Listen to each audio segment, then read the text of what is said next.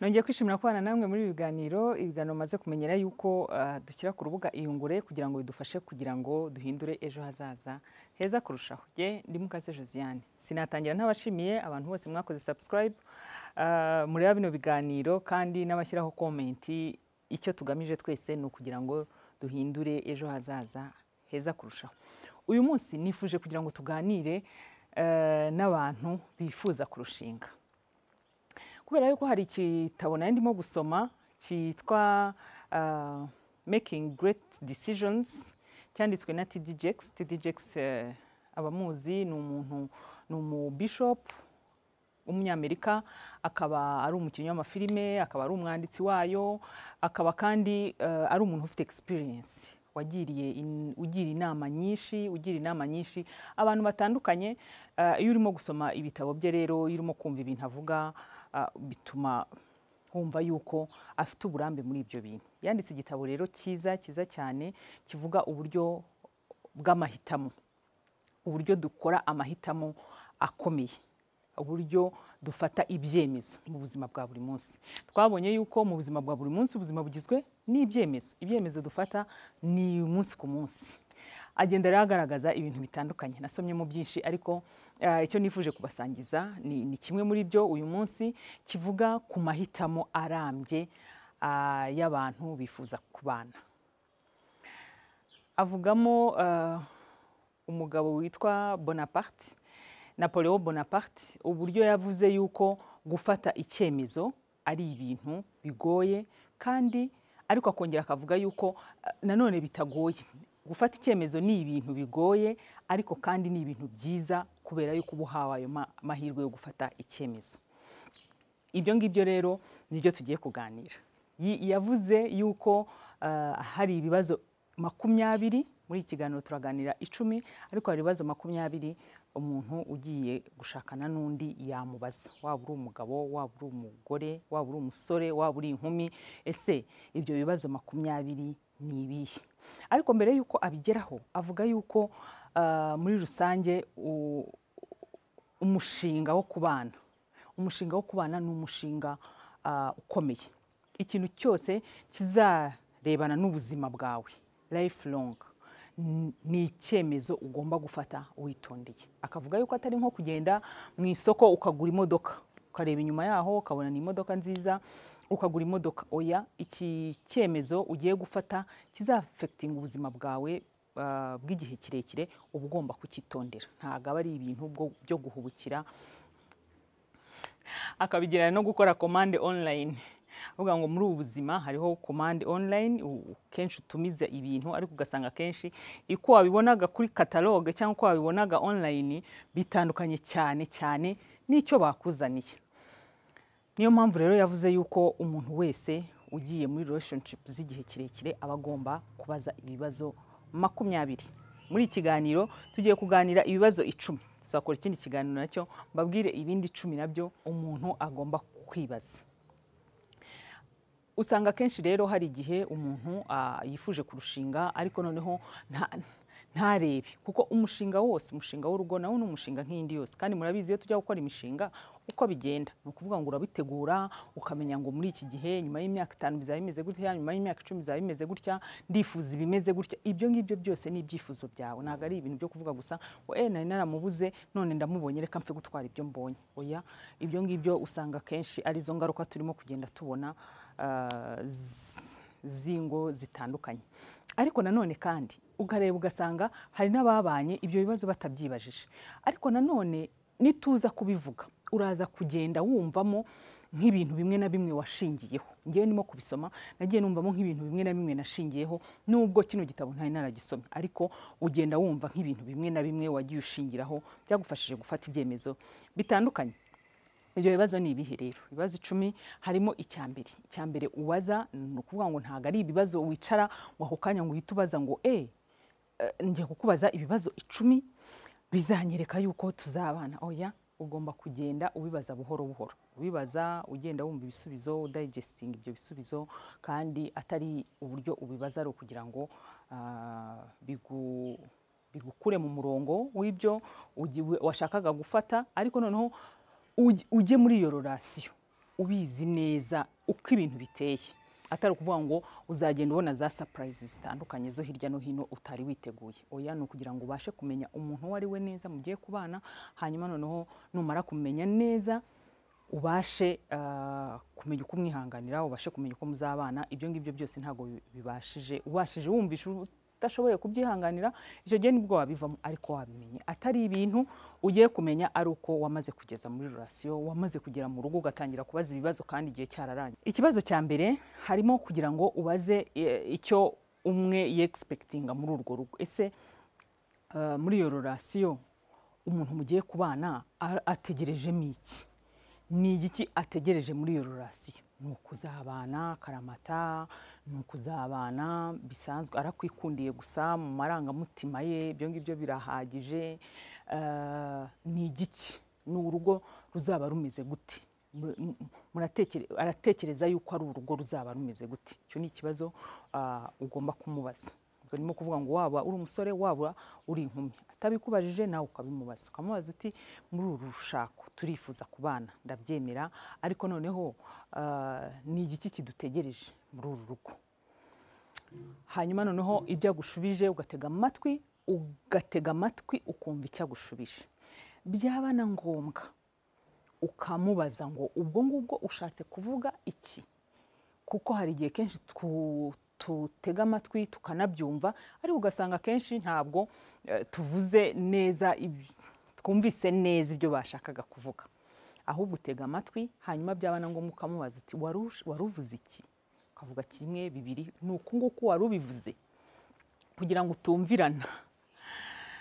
Hanyuma akaguha igisubizo kandi ukamutega amatwi y'icyo yumva yifuza muri urwo rushako. Ikindi, ntago expectations zawe ntago zigomba ngo kuba hejuru y'izo wowe watanga. Ni ukuvuga ngo niba ufite ibyo ushaka, ntago ugomba gutegereza byinshi. Tubivuge gutyo, ntago ugomba gutegereza byinshi kuwo mugiye kubana kurusha ibyo wowe ushobora gutanga. Ahangaha tuhumve neza, ngo wumve yuko uriya niwe ufitemo expectations nyinshi, niwe oya, ahubwo wowe ibyo ugomba gutanga biba bigomba kuba biri byinshi birenze ibyo ushaka kwakira. Ikindi umuntu abaza, ibibazo byose birakomeye ariko bigomba kubazwa, kuko usanga kenshi iyo abantu basubiye inyuma usanga hari ibintu abantu bagenda bapfa kandi bitari ngombwa. Ikindi cya kabiri ugomba kumubaza ibyo atunze, ibintu by'agaciro afite. Ibintu by'agaciro afite bishobora kuba ari umuryango we, bishobora kuba ari ababyeyi be, ari umuntu utona ku babyeyi be cyane, bishobora kuba ari abavandimwe be, bishobora kuba ari inzu atunze, bishobora kuba ari imodoka ye. Ibyo ngibyo ugomba kubimubaza kugira ngo ubimenye. Numara kubimenya ubimwubahire, numara kubyubaha noneho unamufashe muri ibyo ngibyo. Buriya hari igihe umuntu aba akunze ikintu wagikozaho n'urutoki, wanagitunga urutoki, ibintu bikaba intambara, murabizi. Ariko iyo mubanye uzi ibyo akunze, ibintu aha agaciro ku mutima we cyane, icyo gihe biroroha, umenya uburyo ubigendera. Ugomba kumubaza ibyo atunze, atari ukugira ngo ushaka kugira ngo nyine ubimenye n'icyo kibazo ntacyumve nabi, ariko ari ukugira ngo ubashe kumenya neza uburyo witondera n'uburyo nawe ubiha agaciro. Ikindi cya gatatu mugomba kuvugana ku myizerere. Imyizerere ni ikintu gikomeye mu rugo. Ni ukuvuga ngo abantu bose giye numvise bavuga, iyo urimo kubabaza ese ikintu cyagufashije kubaka urugo ni ikihe, barakubwira ngo ni Imana. Imana byaba bitewe n'aho usengera hariho hose, ni Imana. Ni ukuvuga rero ugomba kumubaza imyizerere kugira ngo uzamenye uko mu Rwanda niko nabyita, uko mufashanya mu gusenga, uko mufashanya mu isengesho, uko aho muzirukira umunsi muzaba mwagize ingorane muzirukira hehe, ukwemera kwanyu ni ukuhe muhuje, kugira ngo muzamenye nuko murera abana banyu. Icyo ngicyo ni ikibazo cya gatatu. Imyizerere ye uba ugomba kuyimenya, akayikubwira ibyo yizera. Wowe urimo kureba bino biganiro ukaba utarakora subscribe kuri uru rubuga, ndagushimiye ko wabikurikiye, ariko ngusaba ngo ntuveho udakoze subscribe kugira ngo ujye ubona ibindi biganiro byose bishyirwa kuri uru rubuga, kugira ngo bihindure ejo hazaza heza kurushaho. Ikindi cya kane kituma abantu bagomba kubyumva, bagomba kumenya yuko kuganira muri icyo kiganiro ku bijyanye n'imibonano mpuzabitsina. Ibi ngibi birakomeye ariko muba mugomba kubivuganaho kubera yuko ni inkingi ya mwamba, ni inkingi ya mwamba imwe ishobora yubaka urugo, niko bavuze n'abashakashatsi niko bavuze. Ndumva na TDJX arabigarukaho kandi avuga yuko agira counseling couples nyinshi, agira counseling, aganiriza abantu, afasha abantu, imiryango imwe n'imwe kugira ngo ibashe kunga ubumwe no kubaka ingo nziza. Akavuga rero ngo icya kane ni ukuganira ku mibonano mpuzabitsina nk'ikintu cy'ingenzi, nk'inkingi ikomeye muzubakiraho, mukumva yuko mwembi bibareba kandi mwese mugomba kubigiramo uruhare. Icya gatanu yavuze yuko ugomba kubaza uwo mwifuza gushakana uburyo ahagaze kuri ibijyanye na HIV AIDS. Ukamubaza nimba ese iki ni ikibazo gikomeye cyane, ariko umuntu mugiye kubana muba mugomba kugira uburyo mwumva ibintu bimwe. Wabaza n'icyo kibazo ntibiba ari ibintu by'ibitangaza, oya, nkuko nawe yakikubaza, kandi ntabwo ari ibintu bariza rimwe. Ukamubaza kuri status ya HIV AIDS. Kandi iki kino kibazo ntabwo ari cyo kugira ngo mutandukane, oya, ntabwo ari ugutandukana, ahubwo niba umwe ari positive kuri HIV AIDS biguha kugira ngo nunafata icyemezo cyo kubana nawe uzamenye uko witwara mbere, uzamenye ibisabwa mbere, uzamenye ariko uzi iyo status uko iteye. Icyo ni ikibazo cya gatanu ugomba kubaza uwo mwifuza gushakana. Ikibazo cya gatandatu umubaza niba hari ayandi mabanga yaba afite we muri we, yumva yakugirira icyizere kugira ngo umufashe kuyabika, kubera yuko kenshi amabanga iyo umuntu ayafite, umuntu mugiye kubana ugasanga ntayazi, usanga hari igihe bimubabaje, ugasanga yibwiye yuko atakuzi kurushaho. Ayo mabanga rero ni menshi, muri famiye haba harimo amabanga menshi, mu mitima y'abantu haba harimo amabanga menshi. Ibyo ngibyo byose iyo akikubajije ukaba hari amabanga ufite ukayamubwira, ibyo ngibyo mubana ni communication. Ni ukuvuga ngo ni ya communication nihera aho mubasha gusangira amabanga amwe namwe waba uzi, cyangwa se yatuma muba honest, mukaba open umwe ku wundi, mukabasha kuganira. Ikindi cya karindwi, ikibazo umuntu abaza, avuga ati TDJX mu bibazo 20 nkuko nabibabwiye, icya karindwi abaza ku bijyandanye n'abana. Ese urumva uwo mubano wanyu muzagira abana? Ese n'abana bangahe? Ese murifuza kubarera gute? Ibintu nk'ibyo ngibyo. Ese abo bana nibataboneka bizagenda gute? Ibyo ngibyo byose mukabiganiraho mbere yuko igihe kigera, kuko turi mu mushinga w'igihe kirekire, kandi umushinga w'igihe kirekire uba ugomba kugendana n'abantu mufite intego zimwe kandi mwese muzi aho mwifuza kujya. Ibyo ngibyo rero nibyo atsimbararaho cyane yuko ari ibintu by'ingenzi kugira ngo habeho umubano w'igihe kirekire. Ikindi kibazo kindi umuntu abaza ni ku bijyanye n'igifungo. Icyaransekeje ni ukuvuga ngo ku bijyanye n'igifungo ubaza umuntu nimba yarigeze afungwaho, kugira ngo just umumenye. Aho ngaho turimo gushaka kumenya umuntu turi kumwe, ntabwo turimo gutwarwa n'amarangamutima kugira ngo twakunze byarangiye. Ariko nugera mu rugo ibyo bibazo utangire kubibaza ugezeyo, oya, mubaza ibibazo byose wifuza, hanyuma ufata icyemezo ari byo washingiyeho. Icya 8 rero umubaza niba atarafunzwe. Niba yarafunzwe akakubwira impamvu, niba afite case, niba yarakatiwe akakubwira impamvu ki yakatiwe ni iki, kandi ukemera yuko umuntu ahinduka. Mu muntu ko yarari mu myaka ishize ntabwo ubu ngubu ariko ari umuntu arahinduka. Ibyo ngibyo ukanabirenga ugakomeza urugendo, ariko uzi umuntu muri kumwe. Icya 9 ngo umuntu abaza TDJX yavuzeho ni ku bijyanye n'abana. Ukamubaza ese hari abandi bana yaba yarabyaye mbere yuko muhura? Ibi ngibi murabizi mu muryango nyarwanda bibaho, uba ugomba kubimenya. Aho kugira ngo uzabimenye bazabikubwire nyuma y'igihe runaka, ukamenya nimba hari abandi bana yabyaye akabikubwira, hanyuma noneho nabo mukamenya uburyo muzabagendana muri urwo rugendo. Icyo ngicyo ni ikibazo cya 9 umuntu abaza. Icya 10 rero TDJX yavuzeho ni ikijyanye n'inshingano y'umugore n'inshingano y'umugabo. ubu rero usanga ngo kera, avuga yuko kera ni ibisanzwe no mu muryango nyarwanda, wasangaga kenshi umugabo ari uhahira urugo, umudamu akaguma mu rugo, ariko ibi bintu byarahindutse. Usanga bose hari igihe bose babashije no kugenda nta muntu ugumye mu rugo, cyangwa ugasanga si umugabo niwe ugumye mu rugo, umugore niwe urimo guhahira urugo cyangwa gukora kariyeri ye. Ibyo ngibyo rero avuga yuko ibyo bizagenda bihinduranya, nubwo mushobora kureba muri situation murimo aho ngaho, ariko ko mugomba kubyumvikana yuko bizagenda bihindagurika ukurikije uri mu rugo icyo gihe, ukurikije ibi. Ariko bikaba bidakuraho yuko buri wese agira inshingano mu rugo, buri wese amenya ko hari inshingano zimutegereje, atari ukuvuga ngo ni urukundo gusa, byo birahagije mu gihe kubaka urugo. Oya, urwo rugo ni umushinga kandi ugomba gukorerwa, baba bagomba kuwukorera.